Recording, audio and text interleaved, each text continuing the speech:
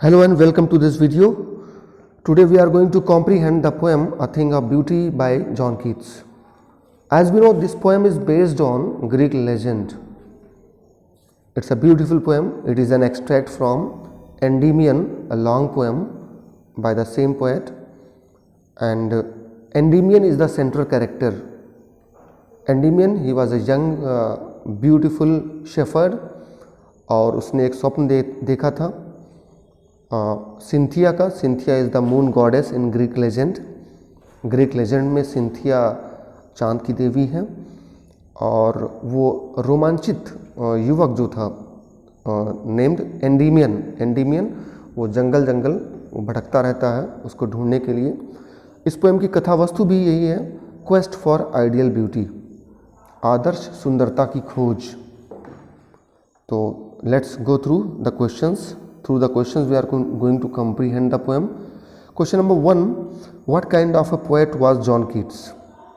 A realistic poet, religious poet, medieval poet or romantic poet? So as we know, he was a romantic poet. Question number 2, who is the poet of A Thing of Beauty? So as we know, John Keats is the poet of A Thing of Beauty. Question number 3, from where has this poem A Thing of Beauty been taken? यह poem कहाँ से लिया गया है? तो option A is correct. From Keats work Endymion, a poetic romance. एक poetic romance है Endymion और Endymion is also the protagonist of the poem. Protagonist means होता है central character. Question number 4, who is Endymion? तो as we know he was a young shepherd, एक गडरिया था, युवक था. Question number 5, where did the poet and Endymion live? तो poet और एंडीमियन वो कहाँ रहते थे? तो on mount litmus, mount litmus पर रहते थे. Question number 6, whom did the enchanted youth resolve to seek? Resolve means होता है संकल्प करना. एनचेंटेड यूथ मीन्स रोमांचित युवक. रोमांचित युवक ने किसको ढूंढने का दृढ़ निश्चय किया? तो सिंथिया थी, the moon goddess, because he was very much infatuated with her beauty. Once he had a vision also about Cynthia, the moon goddess. Greek legend, according to Greek legend, Cynthia is the moon goddess. Greek पौराणिक कथाओं के अनुसार Cynthia चांद की देवी. Question number 7, what are the things of beauty mentioned in the poem? इस कविता में किस प्रकार की सुंदरता का वर्णन किया गया है? इसमें सन एंड मून के बारे में, यंग ट्रीज एंड स्ट्रीम्स के बारे में, फ्लावर्स और ऑल दीज. तो many elements of nature it has been mentioned as the beauty of nature. तो all these is correct. Question number 8, which things cause suffering to human beings? कौन सी चीज़ें मनुष्य के पीड़ा का कारण होती हैं, मतलब दुख का कारण होती हैं? A, lack of virtues and inhuman acts. B, witherings flowers. C, blooming flowers. And D, flowing streams. तो lack of virtues and inhuman acts, good qualities की कमी जो होती है, lack of virtues. Virtues means होता है good qualities. Inhuman acts, अमानवीय कार्य. तो ये है मनुष्य की पीड़ा का कारण, दुख का कारण. These are the causes of suffering of human beings. Question number 9, what does Endymion do to seek goddess? Cynthia को ढूंढने के लिए Endymion, What does Endymion do to seek goddess? Goddess को ढूंढने के लिए एंडीमियन क्या करता है? तो dances, sings songs, reads scriptures. Scripture means होता है पौराणिक किताबें, धार्मिक किताबें, स्क्रिप्चर्स. तो नृत्य करता है, गाता है और धार्मिक पुस्तकें पढ़ता है, या वॉन्डर्स थ्रू फॉरेस्ट, जंगल भटकता है. वॉन्डर मीन्स होता है भटकना. Question number 10, how is a thing of beauty Joy for ever? किस तरह से सुंदर चीज़ें हमेशा आनंद के लिए होती हैं? A, because it is beautiful, because it is nature, because it is joyful, and D, because its beauty never ends and leaves a lasting impact. तो डी ऑप्शन इज करेक्ट, क्योंकि इसकी सुंदरता कभी समाप्त नहीं होती है और कभी अपना प्रभाव नहीं छोड़ती है। Question number 11 is what is the message of the poem. तो message of the poem, all these are correct. Beauty never fades, beauty lifts spirits high, and beauty is a joy forever. All these are correct. It is the message of the poem. तो जो real beauty होती है वो कभी उसकी सुंदरता जो होती है वो समाप्त नहीं होती है, कभी मुरझाती नहीं है, और it is the permanent source of joy. Question number 12, what does a thing of beauty do for us. एक सुंदर चीज़ हमारे लिए क्या करती है। Gives hope, gives happiness, removes pain and suffering. तो ऑल दीज करेक्ट। ये हमें उम्मीद देती है, हमें प्रसन्नता देती है, हमारे दुख और तकलीफ को समाप्त करती है, रिमूव करती है। Question number 13, what is the endless fountain and what is its effect. कभी ना समाप्त होने वाला जो फव्वारा है वो क्या है और इसका क्या प्रभाव है। What is its effect. Moving streams, the sunlight, and C है a thing of beauty is endless fountain and it gives happiness. तो ये सिंबोलिज्म है। फाउंटेन क्या है, it's a symbol, it symbolizes a thing of beauty, because all the beautiful things you know in nature, it is the element of beauty, a thing of beauty. तो ये बताता है कि अ थिंग ऑफ ब्यूटी जो होती है वो कभी ना समाप्त होने वाली फव्वारे के समान होती है और ये हमेशा हमें प्रसन्नता देती है। It gives happiness.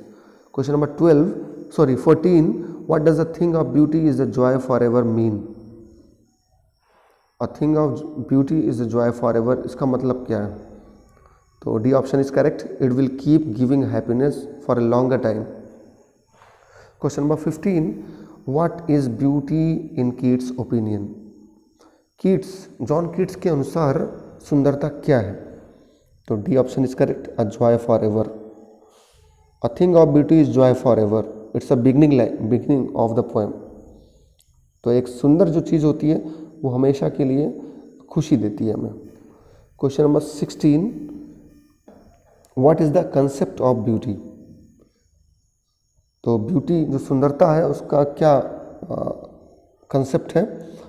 Option D is correct, a quality which always gives happiness. तो ब्यूटी का जो कंसेप्ट है वो ये है कि इसकी एक गुण होती है कि हमेशा के लिए ये हमें प्रसन्नता देती है। Do we experience things of beauty only for a short time. क्या हम सुंदर चीज़ों का अनुभव, एहसास कुछ क्षण के लिए करते हैं, कुछ समय के लिए करते हैं। तो option D is correct, no, they make a lasting impression of happiness. वो एक अमिट प्रभाव हम पर, प्रसन्नता का एक अमिट प्रभाव हम पर छोड़ते हैं जो मिटता नहीं है।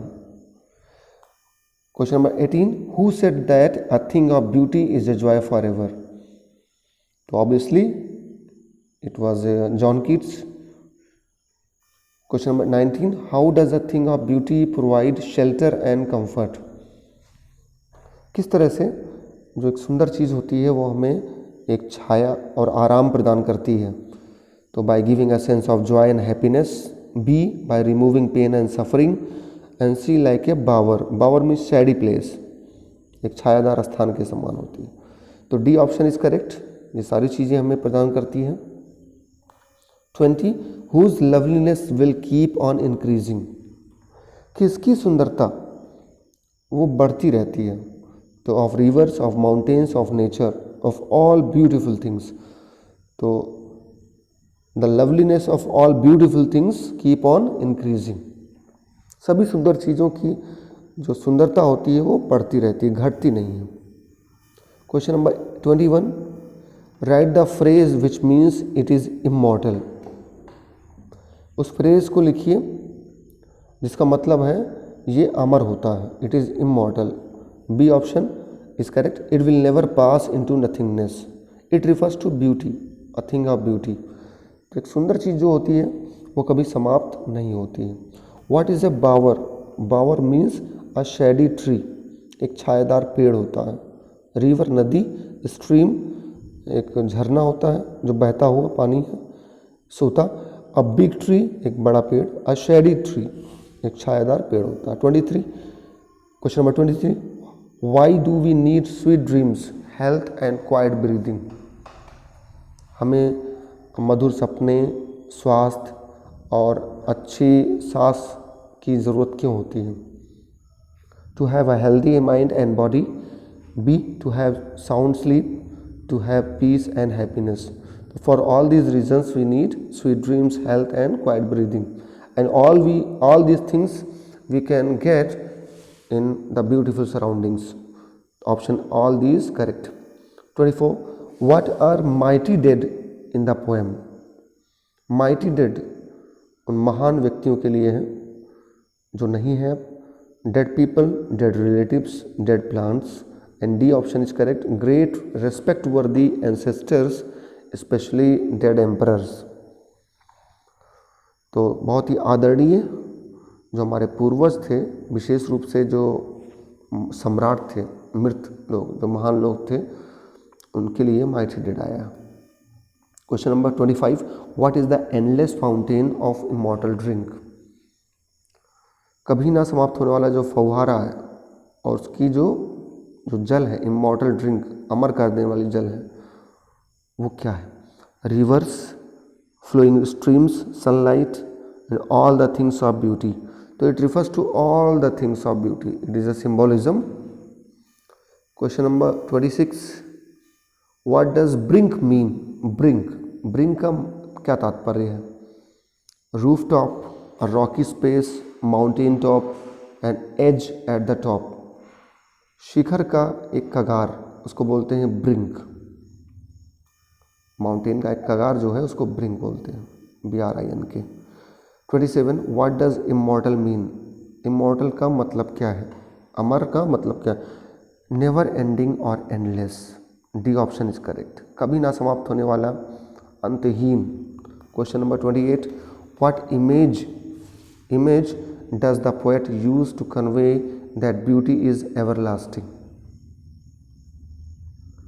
कौन सी इमेज को कवि ने इसमें दर्शाया है, यह सिद्ध करने के लिए, बताने के लिए कि सुंदरता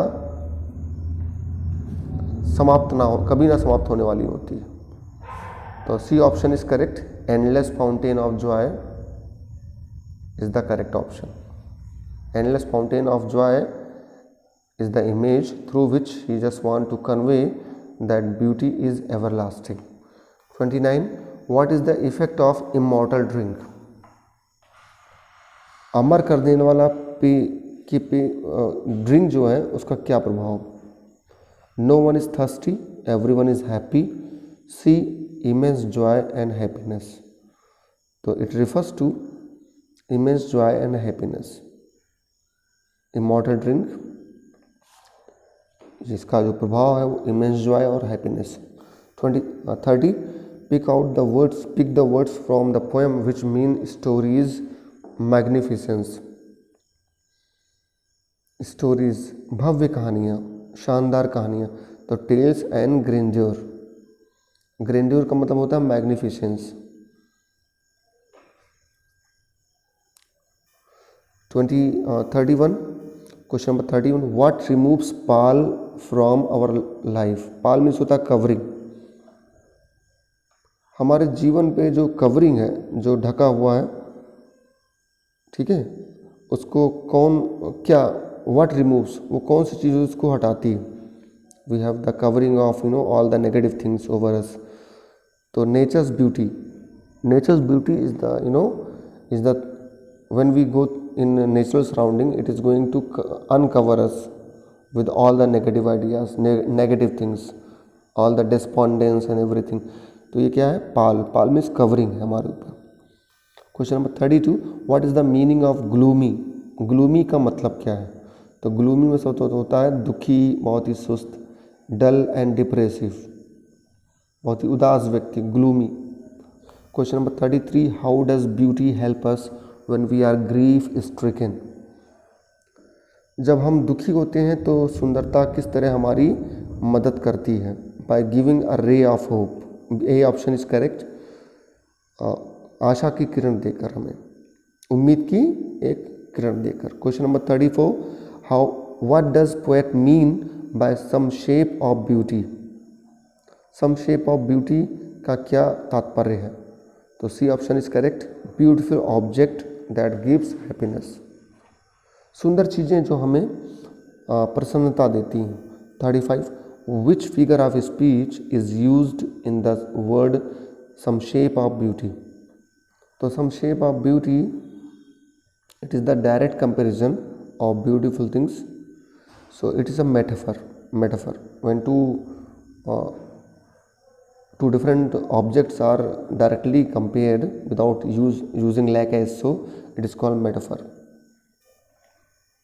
Question number 36, why are our spirits referred as dark? हमारी जो अंतरात्मा है वो दुखी संकेत क्यों किया जाता है उसको? A, because of dark clouds, B, because of spirits around, C, because of shady trees, and D, because of sadness and disappointments. तो वह dark spirit refer to because of sadness and disappointment. तो हमारे दुख और निराशा के कारण के लिए, क्योंकि दुख है और निराशा है, इसलिए हमारी जो अंतरात्मा को डार्क मतलब संकेत किया गया है। 37, what does morrow mean? Morrow refers to tomorrow, the next day, अगले दिन को बताया गया है इसमें। Why do we need a flowery band? Flowery band की ज़रूरत हमें क्यों पड़ती है? तो option D is correct, to have strength and joy in spite of all sadness. हर प्रकार के दुख के बावजूद शक्ति और आनंद के लिए हमें फ्लावरी बैंड की ज़रूरत होती है। What flowery band, what is inhuman in life? जीवन में क्या अमानवीय है? वो है self centre tendency and imbecility to rise above shallow circles. तो हमारे अंदर आत्म केंद्रित जो प्रवृत्ति होती है, स्वयं के बारे में सोचना और बहुत ही नैरो माइंडेड होना, शैलो सर्कल्स में होना, ये क्या है? इनह्यूमन क्वालिटी है हमारे अंदर। Question number 40, what circumstances make man happy unhappy? वो क्या परिस्थितियां हैं जो मनुष्य को दुखी करती हैं? टेंडेंसी ऑफ होपलेसनेस, निराशा की प्रवृत्ति, कि हम टोटली होपलेस हो जाते हैं, we do not have the ray of hope and we are not happy. So that's it for the video.